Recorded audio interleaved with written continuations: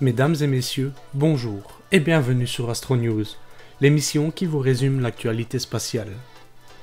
Sur Terre, on espère voir prochainement la mise en service du lanceur lourd de la NASA, la SLS. Le lancement devrait avoir lieu en novembre, plus précisément vers le milieu du mois. La fenêtre de tir s'étend du 12 au 27 novembre. On espère donc que ce sera la bonne. Cette dernière a dû faire un retour dans le bâtiment d'assemblage de la NASA en raison du passage de l'ouragan dévastateur Ian. Ceci a permis aux ingénieurs d'effectuer des réparations, des remplacements de certaines batteries autonomes qui étaient fiables jusqu'au 25 septembre et effectuer quelques tests, qui se sont effectués avec succès. La SLS de la NASA devrait donc être prête à prendre son grand envol courant du mois de novembre. Le 5 octobre dernier, un décollage important a bien eu lieu. En effet, la Falcon 9 et le Crew Dragon de SpaceX ont décollé avec 4 astronautes, en direction de la Station Spatiale Internationale.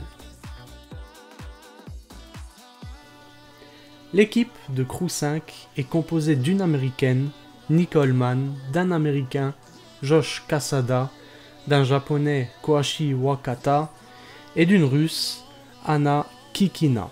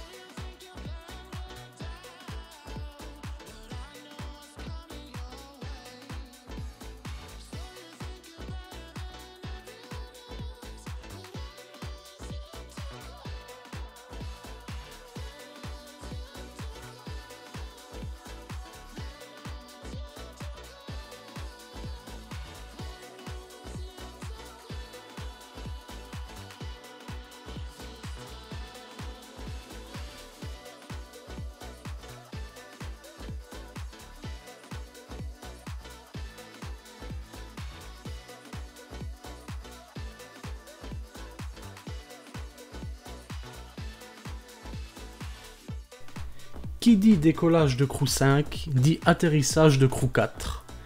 L'équipe de Crew 4 a atterri le 14 octobre dans l'océan Atlantique. Elle était composée de 2 Américains, Kjell Lindgren et Robert Hines, d'une Américaine, Jessica Watkins, et d'une Italienne, Samantha Cristoforetti. En Europe, on espère faire voler Ariane 6 l'année prochaine. Dans cette optique, un test crucial est actuellement en cours.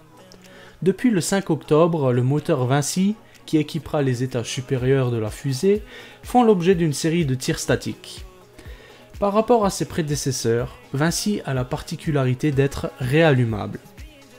Cette capacité pourrait aider sur le déploiement de satellites sur orbites multiples. D'autres composants de la fusée font l'objet de tests à Kourou pour voir comment ils s'accommodent aux infrastructures au sol. Cependant, la date du premier tir n'est pas encore connue.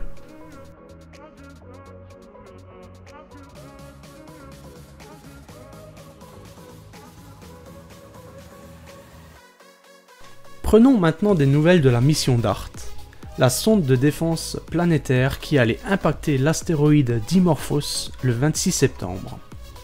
On a vu le résultat de l'impact de loin, tel qu'il a été suivi par de nombreux télescopes. Mais la mission a également permis un point de vue plus rapproché.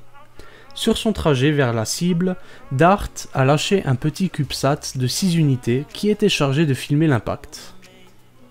Conçu par l'agence spatiale italienne, sa mission est de donner une première évaluation du déroulement et du résultat de l'impact.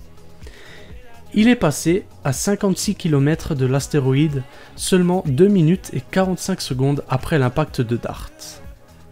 Ces dernières semaines, on a enfin pu découvrir les images qu'il a prises, dont voici quelques clichés que l'agence italienne a publiés. Les modifications de la période orbitale de Dimorphos constatées après l'impact est de 32 minutes, soit 4% de celle-ci. Les résultats et les conséquences de l'impact sont fournis par 3 sources. Les photos prises par DART avant l'impact, les observations effectuées par le CubeSat dans les minutes suivant cet événement, et surtout les observations des télescopes terrestres de l'impact et des modifications orbitales induites par celle-ci. Les résultats de la mission ne sont pas entièrement connus que lorsque la mission européenne ERA sera placée en orbite autour de Dimorphos dans les alentours de 2026 et aura notamment pu collecter des données sur la structure de Dimorphos et le cratère formé par l'impact. La mission DART est un immense succès, désormais nous avons de quoi nous défendre contre une éventuelle menace venant du ciel. Voilà, cet épisode arrive déjà à la fin, j'espère qu'il vous aura plu, n'hésitez pas à poser vos questions en commentaire et à me faire parvenir vos impressions sur cette série. En tout cas, j'espère qu'elle vous plaît. C'était tout pour moi, c'était Astronover, n'hésitez pas à liker, à commenter, à vous abonner et à lever les yeux au ciel. Peace!